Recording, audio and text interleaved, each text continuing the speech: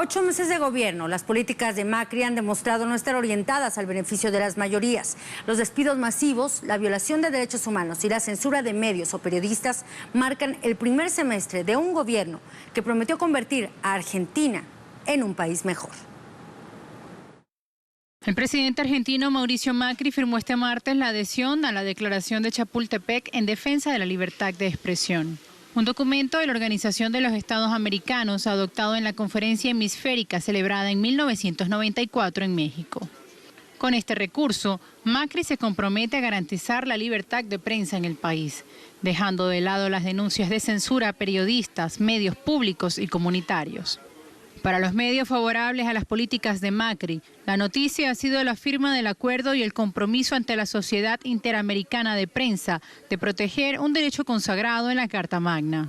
Las informaciones se enfocaron solo en el acto y en visibilizar la acción del mandatario argentino, quien aseguró que el país vuelve a la libertad de prensa después de muchos años. Sin embargo, las palabras contrastan con los hechos. Con tan solo 8 meses de Macri en la presidencia, los casos de censura incrementaron. Ejemplo de ello es la salida de Telesur de la señal abierta o el despido injustificado del periodista Víctor Hugo Morales, la salida injustificada del periodista Pedro Breuer de la televisión pública argentina, boicot contra las radios y televisoras comunitarias, entre otros. Macri prometió no vulnerar los principios de la Declaración de Chapultepec, aun cuando disolvió la Autoridad Federal de Servicios de Comunicación Audiovisual y la de Tecnología de la Información, dejando sin efecto la Ley de Medios, considerada una de las más avanzadas en la región, lo que, de acuerdo con la Defensoría del Ministerio Público, fue un ataque a la libertad de expresión. El rechazo a este hecho se hizo sentir en todo el país, dado que a la eliminación de la Ley de Medios se sumaron los despidos masivos de la televisora CN23, la censura del programa de Roberto Navarro y la eliminación de archivos importantes, más el desmantelamiento de la agencia de noticias Infonews. Mientras la maquinaria informativa de la ultraderecha intenta posicionar una imagen democrática del presidente Macri en el mundo, la realidad de los argentinos refleja que la firma de un acuerdo no garantizará el derecho social a la información. Y bueno, para analizar este tema tenemos también ya vía telefónica a Dante López Foresi, periodista y director de Agencia El Vigía. Buenas tardes.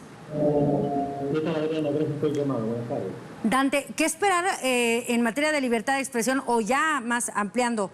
¿Qué decir de las libertades en Argentina cuando vemos situaciones como la que veíamos con Telesur, con las agencias Infonews y ahora con una situación como la que veíamos hace unos minutos, esta orden de detener a Eve de Bonafini? ¿Cómo queda entonces un pacto como el de Chapultepec? Sí, el informe que acabamos de ver sintetiza muy bien lo que está pasando a grandes rasgos en la República Argentina en materia de comunicación. Creo que hay un ejemplo bastante claro que lo puede tener el resto de la comunidad internacional. Hoy, quizás fuera de la República Argentina, muchos cuando hablan de Mauricio Macri, el presidente argentino, lo vinculan con los Panama Papers, con sus empresas en paraísos fiscales, que información que está completamente ausente de los grandes medios, los medios tradicionales. Argentina, y como ustedes lo habían manifestado, espacios periodísticos que se encontraban en los canales de televisión o programas de radio más masivos en Argentina desaparecieron en nuestro país para dar lugar a un cerco mediático, una cobertura mediática que no tiene precedentes. Se hablaba que en la gestión anterior, tanto de Néstor cuanto de Cristina Kirchner, faltaba libertad de expresión. Sin embargo, los argentinos fuimos testigos de críticas hasta muy destructivas hacia la expresidenta, que tampoco habían tenido antecedentes en nuestro país. Pero los medios de comunicación hoy por hoy no pueden estar divorciados de lo que son las redes sociales, de lo que es Facebook, de lo que es Twitter, de lo que son redes sociales que no vienen precisamente de la región, sino del norte del planeta, de Estados Unidos.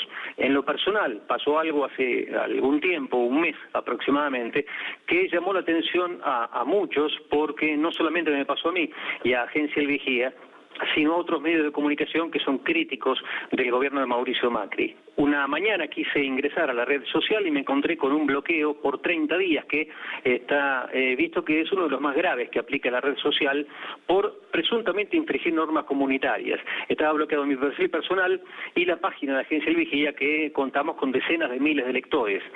con los cuales potenciamos el portal de noticias, que es justamente los portales de Internet, donde los periodistas, no ya solamente críticos del gobierno de Macri, sino que tenemos por vocación hacer escuchar todas las voces, estamos tratando de refugiarnos para dar una agenda informativa más acorde a lo que pasa efectivamente en la República Argentina y no a lo que marcan Clarín, La Nación, Infobae o Perfil, que son los medios de comunicación que están rindiendo de alguna manera un servicio a Mauricio Macri más que a los lectores.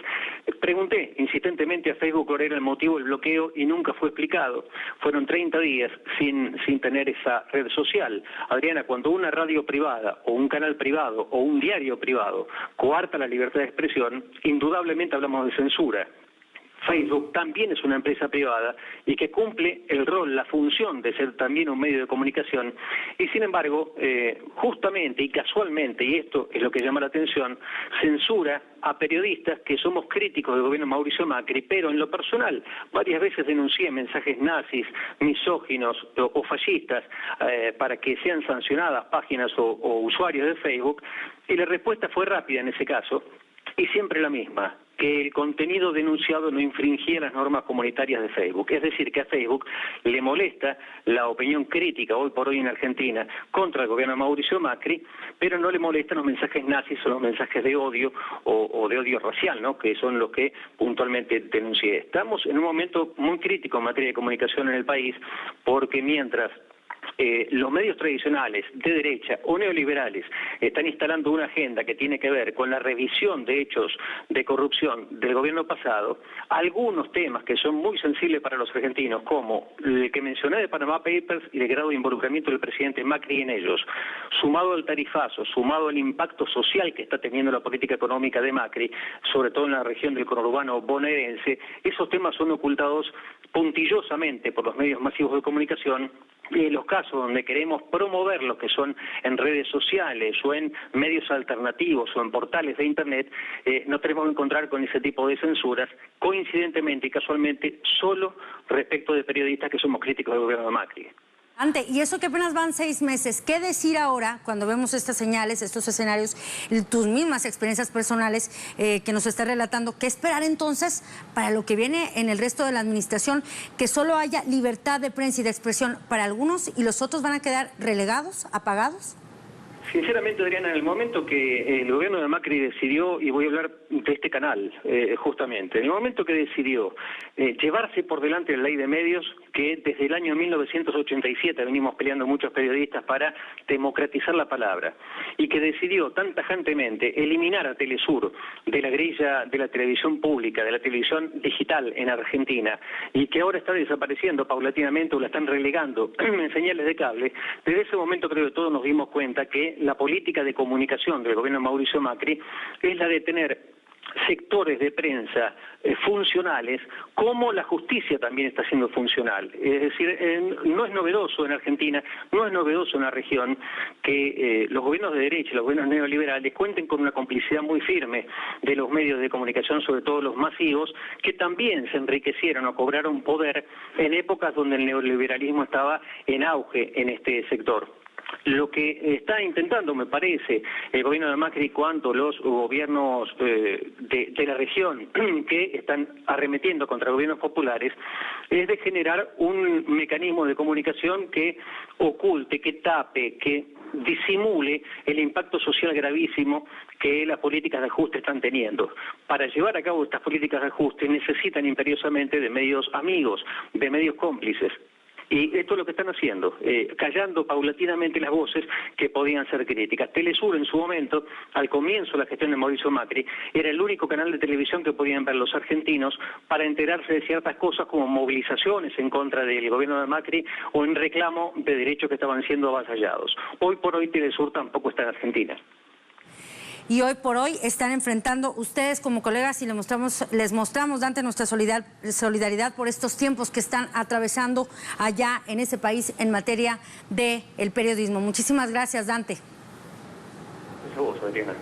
Gracias, Dante López, director de la agencia El Vigía, que nos hablaba justamente de una afrenta a la libertad de prensa y de expresión, y destacaba nuestro caso, el caso de esta casa de noticias, Telesur, que fue o que intenta el gobierno de Macri apagar allá en Argentina.